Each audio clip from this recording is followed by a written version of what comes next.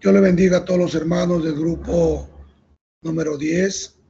En esta oportunidad queremos saludar también a nuestro profesor Carlos Condori y queremos también en todos los integrantes compartir el trabajo de los eventos significativos del periodo intertestamentario. Y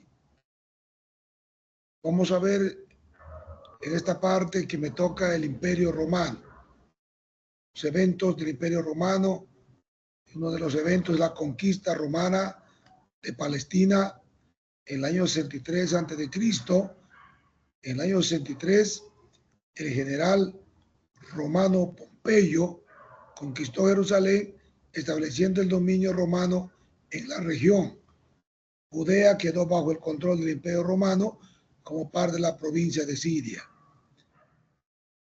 También otro evento que se dio es el gobierno de Herodes el Grande. 37 años antes de la venida de Cristo, Herodes, un rey pariente de Roma, fue nombrado rey de los judíos por el Senado romano.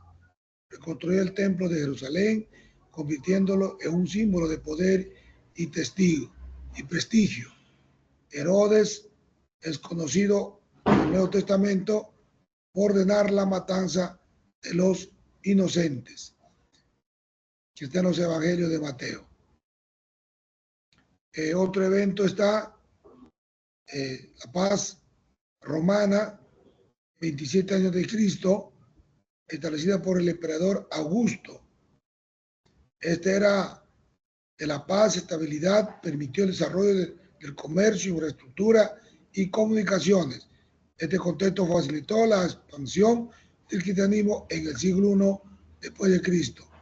Otro evento que se dio es el censo en el tiempo de Augusto, relacionado con el relato del nacimiento de Jesús en el Evangelio de Lucas. Este censo tenía fines fiscales y administrativos.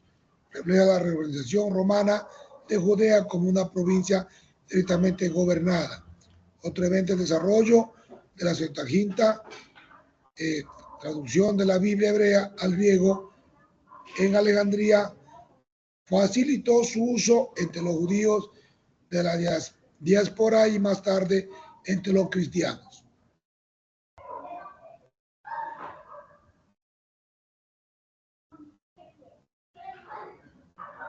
Bueno, la influencia helenística, un impacto también muy importante en este transcurso de este tiempo. Bueno, fue tomado por Alejandro Magno, ¿no? Buscando unificar culturalmente bajo su imperio, ¿no? Bajo su idioma griega, ¿no?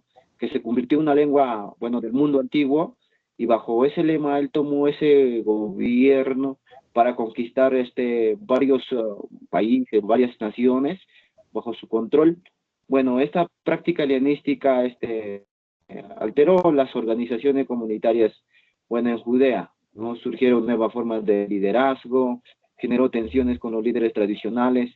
Bueno, también vinculaciones entre el templo y las observaciones de la ley, ¿no? Que impactó rotundamente, ¿no? Bajo este gobierno de Alejandro Magno.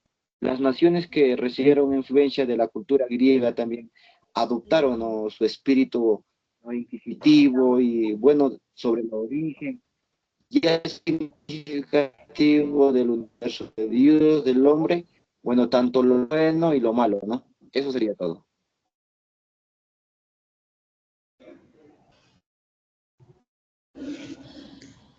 Los idiomas de los evangelios.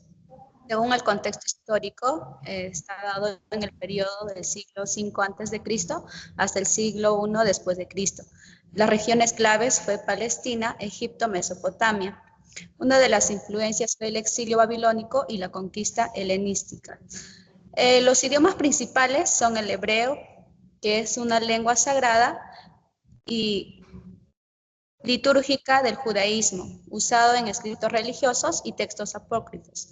También el arameo, que es una lengua cotidiana de los judíos tras el exilio, usado en los targumentos, lo que son las introducciones de la Biblia hebrea. también posible lengua hablada por Jesús.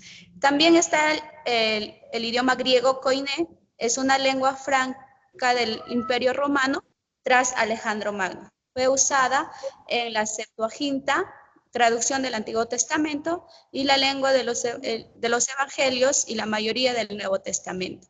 Otros idiomas es el latín, usado por los administradores romanos para que pueda darse relevancia a los textos religiosos.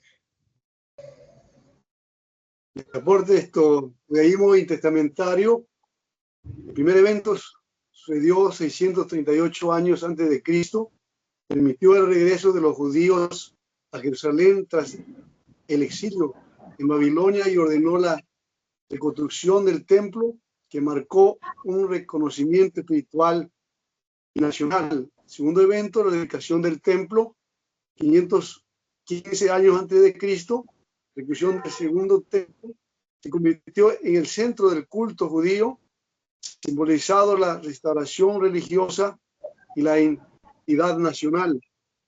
El tercer evento, la revuelta macabea, 160 años antes de Cristo, liderado por los judíos macabeos. Los judíos lograron liberar Jerusalén y purificar el templo tras la profanación de Antíoco IV Epífanes. Estableció la festividad de Hanukkah. Evento, la dinastía Asmonea presentó un periodo de independencia política religiosa para los judíos, aunque también surgieron divisiones internas que marcaron el judaísmo. Quinto evento, participación de grupos religiosos, fariseos, saduceos, esenios, celotes, eligieron como acciones, como interpretaciones diversas de la ley, posiciones políticas, diviniendo el judaísmo del periodo. Sexto evento, la influencia de la Septuaginta. La traducción del Antiguo Testamento al griego permitió que las escrituras fueran accesibles a los judíos lienzados y el mundo grecorromano, marcado por la fuente cultural importante.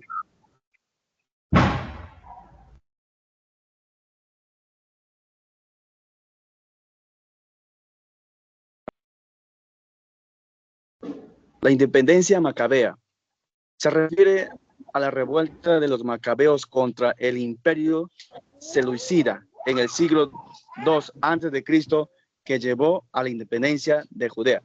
En el fondo bíblico se encuentra en el libro de 1 Macabeos y 2 Macabeos, que son parte de los libros apócrifos del Antiguo Testamento. Según estos libros, la revuelta macabea comenzó cuando el rey seleucidio Antiguo IV Epífanes intentó imponer la cultura griega en Judea y profanar el templo de Jerusalén. Matatíos, sacerdote judío, se negó a sacrificar a los dioses paganos y lideró una revuelta contra los seleucidas. Después de la muerte de Matatius, su hijo Judas Macabeo continuó la lucha y logró expulsar a los seleucidas de Judea. La independencia macabea se consolidó con la restauración del culto judío en el templo de Jerusalén y la institución de la fiesta de Hanukkah para conmemorar la victoria. Bueno, hablaba de que en esta época intertestamentaria estaban los grupos políticos y los grupos religiosos. Dentro de los grupos políticos tenemos los celotes, los herodianos y los publicanos. Los celotes eran una secta nacionalista fundada por Judas el Galileo. Estaban en contra de los romanos y hacían muchas rebeliones. No estaban de acuerdo que se pagase tributo a Roma. Eran fanáticos de la libertad y esperaban la llegada del Mesías. Los herodianos eran más políticos que religiosos. Derivan de la familia de Herodes, estaban de acuerdo con la sumisión de Israel a Roma. El pueblo los aborrecía y se unieron a los fariseos para poder tramar la muerte de Jesús. Los publicanos eran judíos que cobraban los tributos que exigía el Imperio Romano. Se aprovechaban y cobraban más de lo justo. La mayoría de ellos eran ricos. Ahora vamos a ver los grupos religiosos. Tenemos los fariseos, los saduceos y los esenios.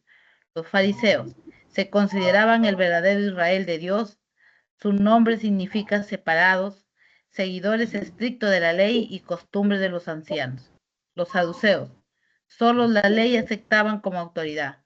Rechazaban las tradiciones, no creían en ángeles ni espíritus, ni en la resurrección de los muertos.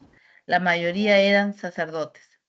Esenios estaban en contra del formalismo de los fariseos y la mundanalidad de los saduceos. Llevaban una vida más tranquila, en comunidad, con el propósito de conservar y propagar la enseñanza del Antiguo Testamento. Hasta aquí hemos terminado con la que nos correspondía la lección del grupo intertestamentario.